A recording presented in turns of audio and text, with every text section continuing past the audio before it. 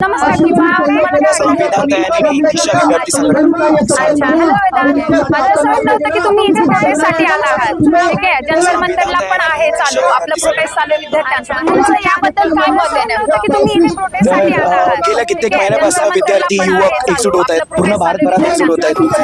भरपूर शहरांमध्ये राज्यांमध्ये विद्यार्थी युवक एका धाडसाने रस्त्यावर उतरले आहेत. आणि सुरुवातीला तरी होती की म्हणजे धर्मेंद्र प्रधाननी राजीनामा द्यावा शहरांमध्ये राज्यात, पण आता जे इतक्या लहानशा मागण्याला आणि सुरुवात मागणी घेऊन रस्त्यावर उतरल्यावर पण इतकं दमन प्रचंड प्रमाणात होत आहे. इतकं दमन मार खायला लागत आहे विद्यार्थी युवकांना. दिल्ली सारख्या दिल्ली शहरामध्ये जे लाटा काट्या खात आहेत रस्त्यावर उतरून त्यांचे रक्त सांडत आहेत विद्यार्थी युवकांचे.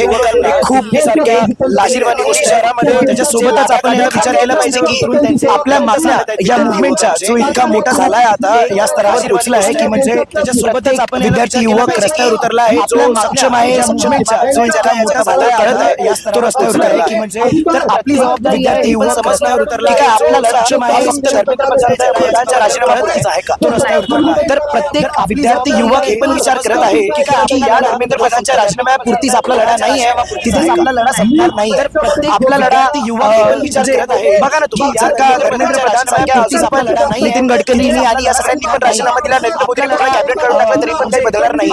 जर का ही जे प्रधानसारख्या आहे जे लोकांची धूण करते, जे विद्यार्थ्यांचं नुकसान करत आलेली आहे, प्रत्येक जनतेच्या संपत्तीचं खासगीकरण करत आलेली आहे, तर आपल्याला या खासगीकरणाच्या विरोधात लढायची नुकसान करत आलेली आहे. हे जे मुनाफाखोर व्यवस्था आहे ज्यांनी आपल्या शिक्षणाचा बाजार बनवलेला आहे, सगळं प्रायव्हेट करून टाकलेलं आहे. ही जे आरोग्य सुविधा आहे ज्याला पूर्ण यांनी प्रायव्हेट करून टाकलेलं आहे, या सगळ्या प्रायव्हेटायझेशनच्या विरोधात खासगीकरणाच्या विरोधात आपल्याला उभं राहण्याची गरज आहे. म्हणून आपल्या मागण्या या स्ट्रक्चरल चेंजेसच्या मागण्या असल्या पाहिजे. आपल्या सगळ्या प्रायव्हेटायझेशन शिक्षणावर जास्तीत जास्त खर्च झाला पाहिजे, कारण आता आपल्याला माहिती आहे सरकार 0.3% चेंजेसच्या खर्च करायचे. गेल्या 12 वर्षांमध्ये 94,000 शाळा, आता आपल्याला माहिती आहे सरकार 0.3% हे बंद झालंय. आता ते म्हणत आहे 94,000 शाळा वर्षांमध्ये खूप मोठी गोष्ट आहे. जास्तीत जास्त विद्यार्थ्यांचं शिक्षणाचं ऍक्सेस तुटत आहे, जात आहे. तर आपली जबाबदारी ही आहे युवक म्हणून, विद्यार्थी म्हणून की आपण खोलमध्ये या परिस्थितीचा अभ्यास करू, खोलमध्ये जाऊन त्या व्यवस्थेला समजू आणि आपल्या कॉन्क्रीट डिमांड्स म्हणून की आपल्या डिमांड्स या परिस्थितीचा अभ्यास की सर्वांना समान शिक्षण मिळालं समजू. सर्व याची सहमत आपल्या कॉन्क्रीट डिमांड्स म्हणते की सर्वांना आपल्याला रोजगार मिळालाच पाहिजे, कारण आज पण आपण 32 कोटी लोक भारतात, 32 कोटी 140 लोकसंख्या आहे, 140 कोटी 62 कोटी लोकसंख्या आहे जे काम करणे सक्षम आहे, 140 पाय आहे, शिकले आहेत. त्याच्यानंतरही पण त्याच्यातले 50% लोक रोजगार नाही त्यांच्याकडे. आपले युवक क्षणामध्ये निराश मिळतात नोकरीच्या तलाशमध्ये. नोकरी नाही मिळाली तर मग झोमॅटोचे कामं करतात 12-14 तासकडे. आणि युवक कधी माहिती आहे आपल्याला कशा आहेत, इन्शुरन्स काय घेत नाही, नोकरी नाही सोबत मजुरी बिगारी काम करण्याचं काम करतात. वस्त्यांमध्ये मुलं 7वी 8वी शिक्षण सोडतायत. अशी परिस्थिती आहे. आपल्याला खूप काम करण्याची गरज आहे.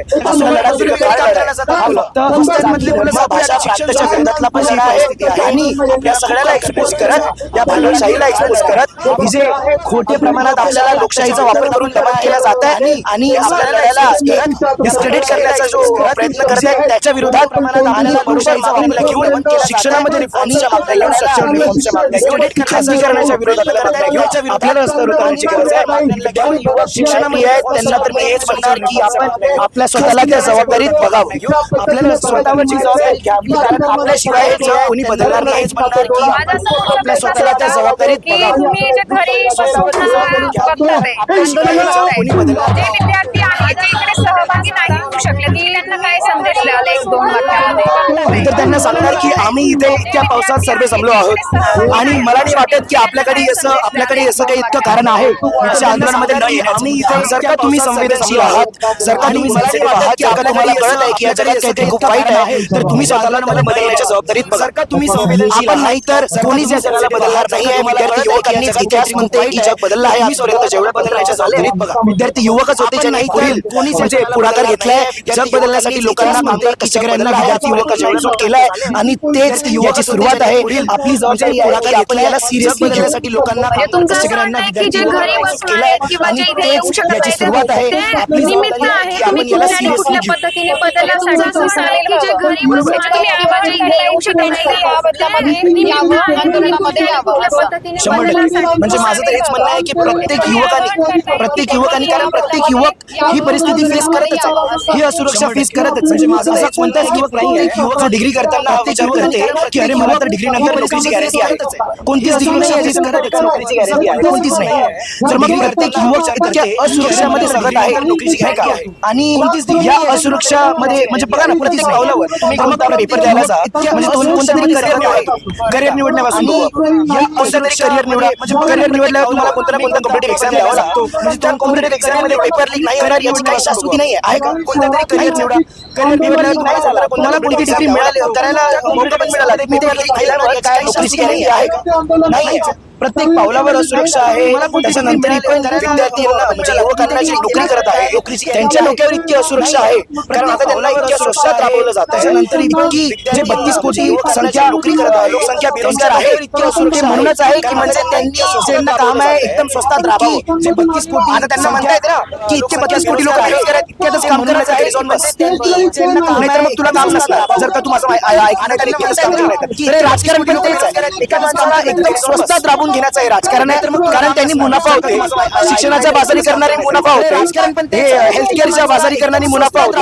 ही मुनाफावर व्यवस्था आहे. त्यांनी मुनाफ्याला लोकांच्या वर ठेवली. आपल्याला हे कळायला पाहिजे. प्रत्येक सेक्टरमध्ये हेल्थ केअरच्या बाजारी करणारी मुनाफा होती. युवक कामगार कष्टकऱ्यांनी आवाज उचलला पाहिजे आणि तुमच्याकडे काहीच कारण नाही आवाला पाहिजे याचा 2-3 तास तुमच्या आठवड्याची वेळ काढा रस्त्यावर उतरा. तुमच्याशिवाय कोणी नाही आहे जो रस्त्यावर उतरा आणि तुमच्याकडे काहीच कारण नाही. तुम्ही एवढं बोलण्यावर वेळ 2-3 तास तुमच्या आठवड्याची वेळ काढा रस्त्यावर उतरा. तुमच्याशिवाय कोणी नाही आहे जो रस्त्यावर उतरणार. धन्यवाद सर तुम्ही एवढं बोलण्यावर वेळ दिला आम्हाला.